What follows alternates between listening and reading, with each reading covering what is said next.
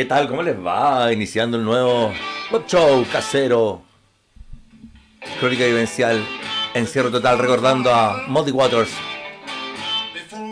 que murió un día como hoy, el 30 de abril. Pasan hartas cosas el 30 de abril, como les contábamos en Retrovirus, ese spin-off de este web show, que ya tiene spin-off, y está en Crónica Vivencial, en Instagram, o también lo pueden ver en el canal de YouTube. Soy Rodrigo Álvarez, los quiero saludar a ustedes en el capítulo número 23 de nuestro web show casero desde el centro de Concepción de Chile y al mundo. Decíamos que saludábamos a Muddy Waters, que está aniversario, que cumple, murió a los 70 años en 1983, un 30 de diciembre. Este hombre, teníamos una foto de Muddy Waters que pusimos en Retrovirus esta mañana. Ahí tenemos al gran Muddy, que sale bastante chiquitito en la foto que le puse. Bien cagada mi foto, para que estamos con cuestiones. El gran Muddy Waters entrando a escena. Sucedió un 30 de abril. Lo pueden ver ahí. Hay un hecho histórico más importante todavía, que lo vamos a colocar con esta otra música. A ver si nos suena. Mira, a la antigua, ¿vieron a la antigua? Bueno.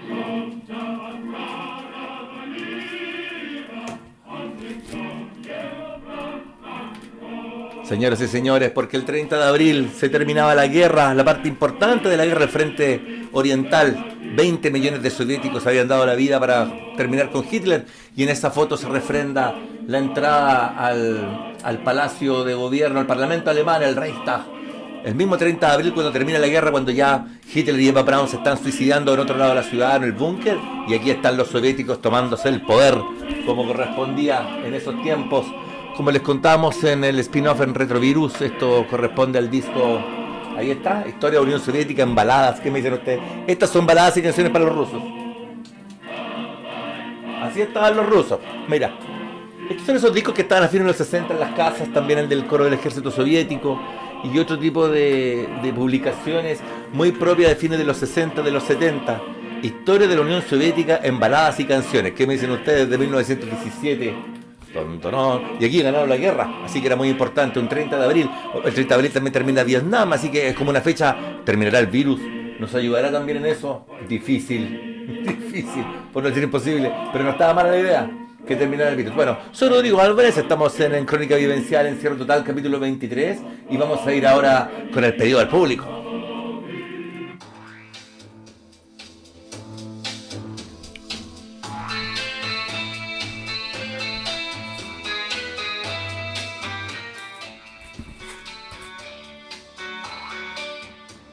La ventanilla de Chile de hoy, queremos reclamar por el atraque. ¿Qué pasó con el atraque? Esta versión tan maravillosa del amor, tan furtiva, tan de repente, tan de por ahí, tan de que te encontré, este resfrío contra la pared, este apuntalarse con el otro, con la otra.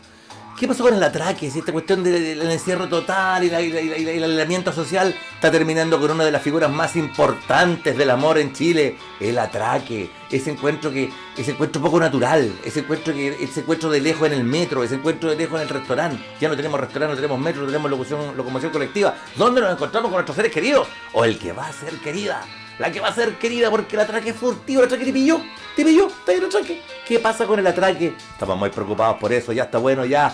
No tenemos restaurantes para tomar, o para comer, bares para tomar, lugares donde encontrarnos furtivamente, donde de pronto la mirada de un lado al otro de la barra, esa cosa que nunca pasa, pero uno cree que va a pasar. Ese atraque que nos puede salvar la vida. ¿Qué pasó con el atraque? ¿Hasta cuándo, señores? Las cosas que tiene que hacer uno por... En fin.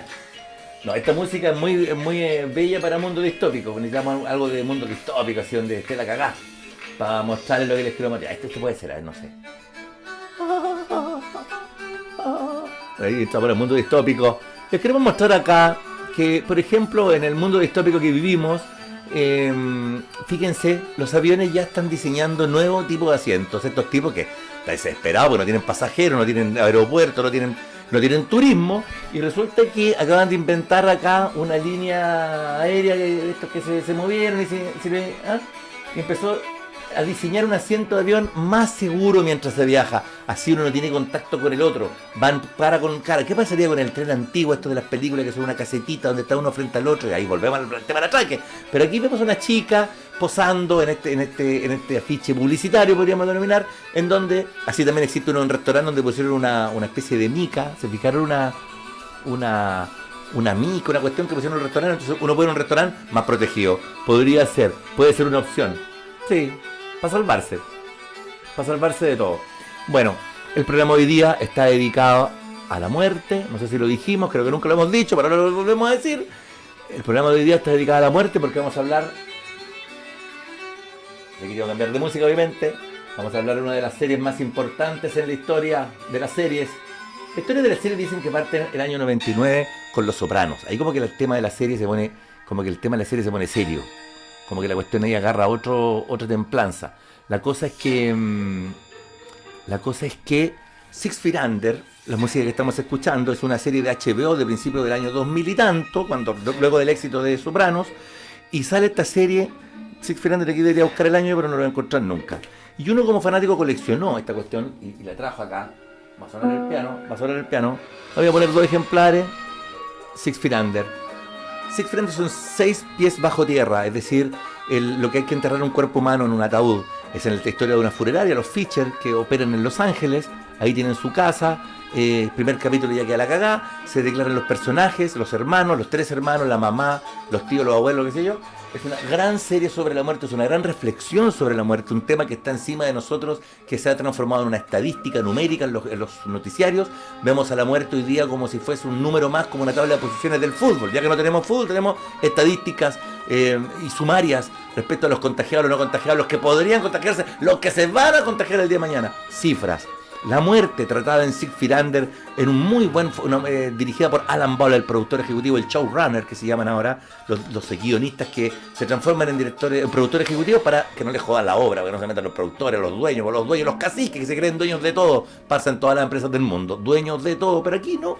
Alan Ball dijo, yo voy a hacer una serie especial basada en la muerte, es una gran, está dentro de en lo personal en los top 5, pero también está mencionada siempre The Wire, Sopranos, Breaking Bad, o qué sé yo, y Six Feet Under.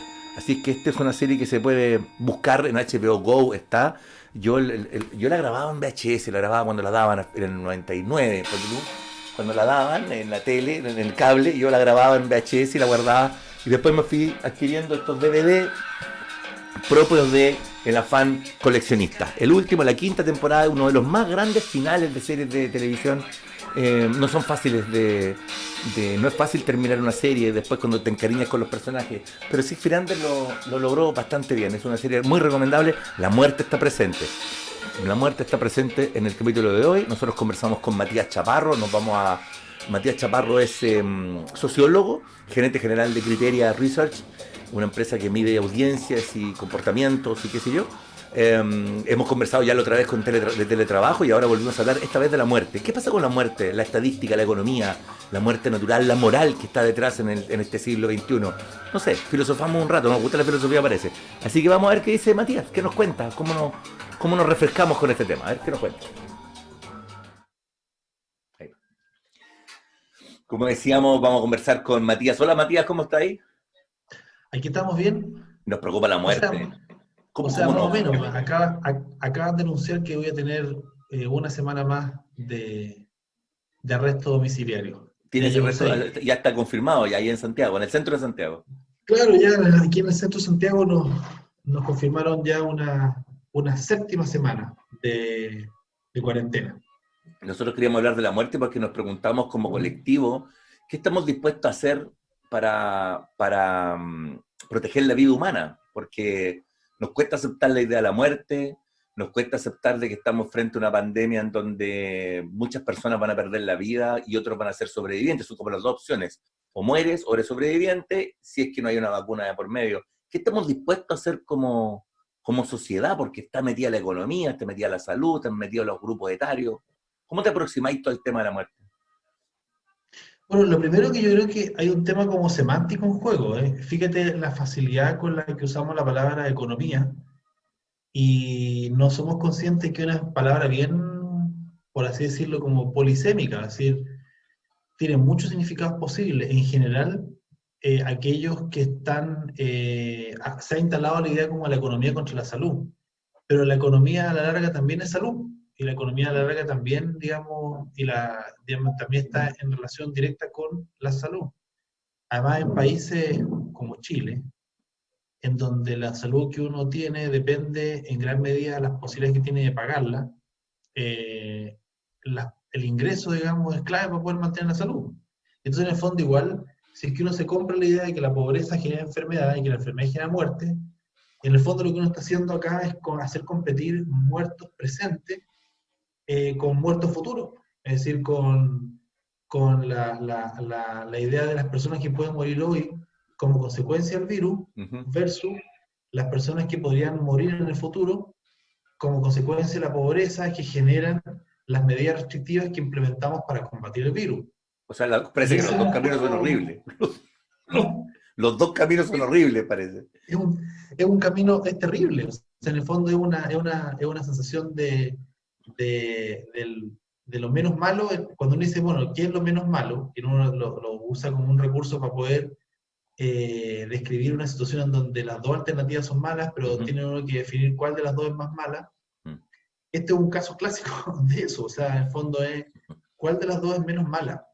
¿Y cómo nos ubicamos Y frente el a eso? tema es Porque que, tenemos una moral detrás, una moral, no sé, lo voy a llamar judeo-cristiana occidental, en donde tenemos una cercanía con la vida, eh, nos aferramos a la vida, siendo que las pandemias han existido siempre, y como sociedad estamos afectos a ello, digamos. ¿Cómo hay, aprendemos a vivir con hay, ello? claro, o sea, hay una moral que tiene que ver con la defensa de la vida, sin duda. El problema es que esta idea básica de defender la vida, cuando uno empieza a operar sobre grandes números, empieza a ser complicada de sostener, digamos. Es decir, la idea como de salvar a toda costa la vida de alguien, que es como si uno piensa, por ejemplo, eh, el, el, el, el juramento, el juramento que hacen los médicos frente a la sociedad. Hipócrates. Claro, el juramento hipocrático es un juramento donde ellos se proponen proteger la vida a toda costa. Claro. Entonces, claro, en una relación de uno a uno, de un médico, un paciente, de un médico, un enfermo, esa cuestión es completamente aplicable. O sea, efectivamente, el desempeño de un médico se juega o se evalúa en función de qué tanto se la jugó o no por salvar esa vida. Pero cuando ya uno empieza a hablar de grandes poblaciones o de fenómenos que involucran a grandes cantidades de gente, hay que ver si efectivamente esa lógica específica hace sentido o es útil para ordenar decisiones que involucran grandes volúmenes. Y ahí es donde efectivamente entra el problema, porque ese principio que me parece tan lógico en una situación micro, pudiera no ser tan lógico o no parecer tan lógico en una situación macro. Empezamos a, como que en Estados Unidos hay 26 millones de cesantes o personas que han perdido su trabajo en, no sé, en 2 meses o ahora recién, y de pronto esto sigue avanzando a la situación extraña, distinta, extraordinaria que estamos viviendo, y pensamos que de pronto la precarización de la vida, de la economía, del no trabajo, va a generar más muertes que la enfermedad en sí misma, o que las medidas Bueno, que estamos tomando. la CEPAL, por ejemplo, ya se la jugó con un pronóstico. La CEPAL ¿Ya? se jugó con un pronóstico para América Latina de 29 millones de nuevos pobres. O sea, a los pobres que ya existen en América Latina se van a sumar producto, y ahí viene el juego del lenguaje. ¿Va a ser producto del virus o producto de las medidas que establecimos contra el virus? Y claramente lo segundo, porque el impacto económico del virus en sí mismo, dejado en su libertad plena, no habría sido el mismo. Entonces, los 29 millones de pobres se van a generar como consecuencia de las medidas restrictivas, cordones sanitarios, cierre de faenas, cuarentenas, que hemos implementado en los países de América Latina para combatir el virus. Entonces, ahí viene la pregunta, ¿qué ocurre en países con sistemas de salud precarios, en donde efectivamente los sistemas públicos de salud, los hospitales, los centros de atención primaria no están, digamos, no cumplen estándares muy altos, y además, como ocurre en muchos otros países de América Latina, donde la salud depende de la capacidad de pago que tienen las personas? Bueno, ¿cuánta enfermedad son y además cuántos muertos son estos 9 millones de nuevos pobres? Entonces ese es el dilema el dilema que se juega. Y por eso es que hubo una mirada más concreta versus una mirada más abstracta. El muerto de hoy versus un muerto que es más ambiguo, que es más inidentificable porque está instalado en el futuro cercano. Mm. en donde, a diferencia de lo que pasa con la muerte hoy día, que efectivamente uno puede establecer como causa de muerte el COVID-19, los muertos que se generen como consecuencia de la enfermedad y como consecuencia de la pobreza van a ser súper difíciles de identificar como consecuencias de lo que está pasando hoy día, pero indirectamente de alguna forma igual lo van a hacer. O sea, de hecho, un gobierno determinado, un gobierno X, una administración X puede tomar una decisión, ya sea la cuarentena extrema, ya sea para salvar las vidas o con esa lógica, pero está produciendo un colateral tremendo a posteriori, frente al cual va a decir, sí, pero teníamos un virus, sí, pero teníamos una pandemia. Claro, ahí viene el tema, por ejemplo, dos cosas, que ahí viene el tema de qué ocurre cuando uno critica a los políticos porque operan con el corto plazo. Aquí cuando efectivamente esa crítica cobra sentido, porque un político, y eso uno lo puede ver sobre todo a nivel de los políticos que operan más directamente en lógicas, digamos, o son dependientes, mucho más dependientes en elecciones, como los alcaldes que se reeligen permanentemente. Ujú. Los políticos tienen un incentivo puesto en el presente y un olvido absoluto en el futuro. Entonces, obviamente, los políticos van a estar pensando en los números de muertos concretos hoy, más que las consecuencias que pueda tener el futuro, porque eso ya va a ser de otro gobierno, de otra coalición política, y no es problema mío. Entonces, en el fondo, siempre me la juego hoy día por el presente. Claro, Pero tremendo. además también tiene que, claro, entonces ahí uno dice que es como un lugar común, ¿cachai? Digamos, políticos que solo piensan en el corto plazo. Bueno, acá hay un momento en donde efectivamente ese lugar común, esa crítica típica que uno hace a los políticos, cobra todo el sentido, po. O sea, es peligroso el corto plazo. Sobre todo si hablamos de la muerte, que es tan sensible a nuestra cultura, como decíamos, en donde estamos acostumbrados, hemos estado toda la vida preparándonos para la muerte. Es como que fuimos educados de esa manera. Claro, Y más encima cuando se produce el nacimiento y la muerte, así como los dos grandes momentos marcados por el calendario, y cuando nos morimos querimos o necesitamos el colectivo para despedir a la persona que se fue, y nos encontramos en una situación o en ciudades o en países del mundo donde ni siquiera ha existido eso, entonces eso también le da una carga, diría moral, o no sé qué, a las decisiones de estos políticos, las decisiones de los economistas, en relación a yo no quiero bancarme yo esta impopularidad de hoy, y porque estoy pensando en el largo plazo, pero nadie le está preguntando por ese largo plazo. claro, o sea, en el fondo es. Ahora, es como la idea de. A mí me pasa mucho que me llama mucho la atención lo que pasa en Suecia, porque Suecia ha sido muy criticado por la política que ha adoptado, que es una política de muy baja restricción. Uh-huh. Y además una restricción donde es que está depositada en la autonomía de los sujetos. Es decir, nosotros sabemos que hay que propiciar el distanciamiento social, pero no se lo vamos a obligar a nadie. O sea, los ciudadanos van a hacerlo en función, digamos, de cómo evalúen su importancia. Entonces, se lo ha criticado mucho y hay un discurso súper fuerte contra Suecia, particularmente porque más al lado de Noruega, que son prácticamente iguales, son dos Uh-huh. países muy parecidos, Uh-huh. ha adoptado políticas completamente opuestas, digamos, muy restrictivas y muy en línea, digamos, con las reacciones posteriores de los países europeos. Entonces, pero el mismo Suecia, y es yo me pregunto cuál es el concepto de vida que manejan ellos, porque si bien los tipos están dispuestos a dejar que muera más gente, de hecho, hasta el día de ayer habían más de 2.000 muertos acumulados en Suecia, y solamente 200, ponte tú, en Noruega. O sea, en el fondo Suecia tenía 10 veces más muertos que Noruega. Claro. Pero Suecia es el país de los refugiados políticos. Suecia es el país que acoge a los sirios, que acoge A a los los chilenos. somalíes y a los chilenos. O Sí, sea, entonces, muchísimo. la pregunta es, el valor que es la cultura sueca le entrega a la vida, ¿lo vamos a evaluar por la vía de la forma en que enfrentaron la epidemia, dejando que murieran más personas las que han muerto en otros países europeos? Perdón, más personas de las que mueren en Noruega, como En referente Noruega. directo, porque en realidad mueren mucho menos que en Italia Uh-huh. o España. Uh-huh. Entonces vamos a valorar a los suecos, vamos a evaluar el valor que los suecos le dan a la vida por esa acción, es decir, las políticas que establecieron de combate del COVID-19, o vamos a evaluar el valor que le dan a la vida a los suecos por la vía de sus políticas de refugiados políticos históricas. Entonces, en el fondo, ahí es donde uno dice, bueno, ¿cuál es el concepto de vida que estoy considerando? Claro. Y dependiendo de qué concepto de vida estoy considerando, voy a valorar a Suecia de una u otra manera. Porque cuando ningún país recibía a los sirios, los tipos recibieron a refugiados de guerra sin ningún problema, y en Chile tenemos la experiencia, digamos, las políticas que acogieron a muchos chilenos durante la Miles. dictadura en Suecia. Sí. Entonces, ahí mire, ese es como el concepto de vida que está en juego, creo yo.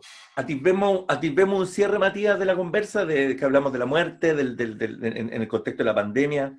El cierre tal vez es, claro, el mundo, por un lado, cuánto nos morimos del virus, o estamos afectos a morirnos del virus, y cuánto nos morimos de las consecuencias económicas que significa el virus o las decisiones que se tomaron. Parece que todavía son paralelas, son líneas paralelas que está por saberse cuáles son las consecuencias de esas decisiones. Sí, claro. Yo creo que el concepto que está ahí como en juego es el de muerte natural. ¿Qué es lo que es una muerte natural? Yo creo que estas muertes se parecen más a las muertes de un terremoto o de un aluvión, en donde efectivamente son las fuerzas naturalezas las que arrasan con la vida humana, o son muertes que se parecen más a las muertes de una guerra, que tienen que ver con las malas decisiones, con la ambición, Claro. con los miedos, con la desesperación. Y yo creo que en la medida en que las vamos interpretando como uno u otro, vamos emitiendo un juicio. Y yo creo que el problema que estamos teniendo ahora es que estamos tratando de llevarlas al terreno de las muertes no naturales, es decir, las muertes que son provocadas por la mala gestión. Y lo peor de todo, que estamos instalando en el terreno la culpa, es decir, yo por mis acciones individuales soy culpable de la muerte de otros. Es decir, yo y eso es súper jodido porque, Jodido.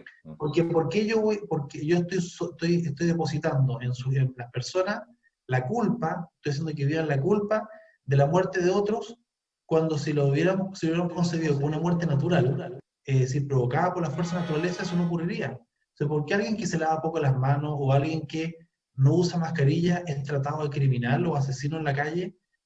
Lo están culpando por la muerte de otros. Eso es bien... Entonces, en ese dilema de muerte natural o muerte no natural, ahí es donde nosotros estamos jugándonos, ¿cachai? La forma en que entendemos este fenómeno. Matías Chaparro, gracias. De Seguimos con nada, una cuando lista de quieras. temas. Tuvimos teletrabajo y ahora muerte. Estoy así, la cabeza me está trabajando. Disponible, Estaba buscando hasta para el todas las titular, estaba conversas. pensando, ¿qué es muerte natural? Así como... Claro, ¿qué es Pero, muerte pero natural? tiene Claro. muchas aristas la conversa, está muy entrete, Sí. muy interesante. Gracias por ello, Vale. Matías. Ya, pues, nos vemos. Un Chao, abrazo. chao. Ahí.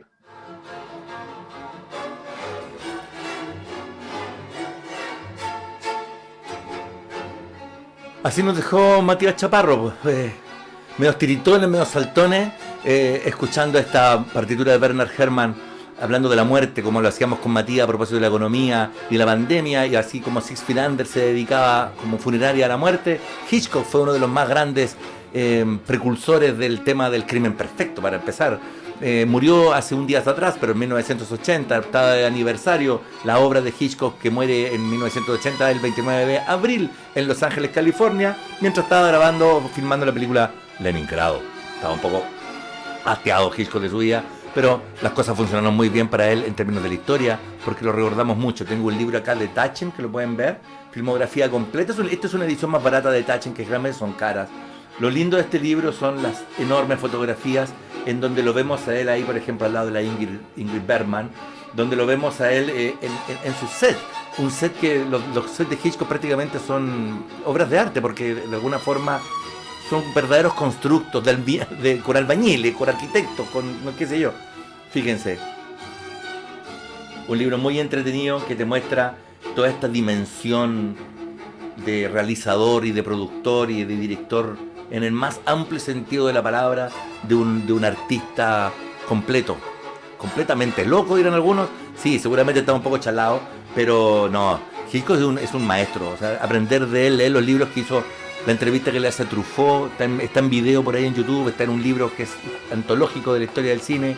De alguna manera presenciamos y queríamos saludar a Hitchcock en este capítulo especialmente dedicado a la muerte. Six Feet Under, Matías Chaparro, la pandemia y la economía, y Hitchcock en el especial de hoy día en Crónica Vivencial, Encierro Total. No se vayan porque viene esto.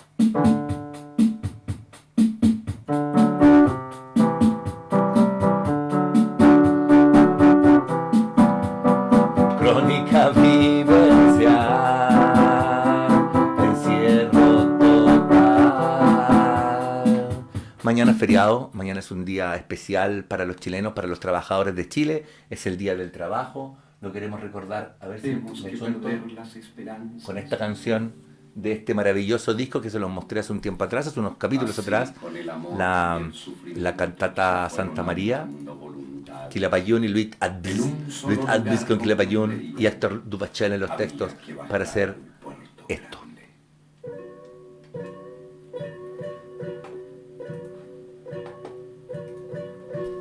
Vamos, mujer, partamos a la ciudad, todo será. En homenaje a los trabajadores de Chile, Salvador Allende, a Clotario Blest, por nombrar dos, hay tantos defensores del pueblo chileno y de su obrar, siglo XIX, siglo XX principalmente. Hoy día la situación está muy complicada, muy complicada. Realmente no sabemos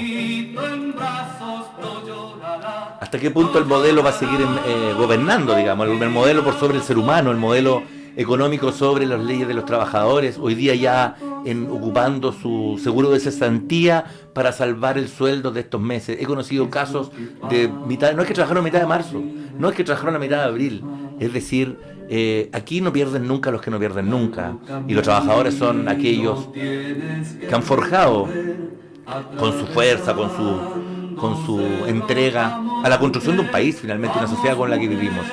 Fuerza trabajadores, arriba el 1 de mayo, a festejarlo con honores, porque mañana es un día donde no va a haber marcha, donde no va a haber manifestación como era habitual, tal vez una reflexión profunda en el encierro total. Chao. Nos vemos en la crónica vivencial del sábado. ¿Sábado? Sí, sábado.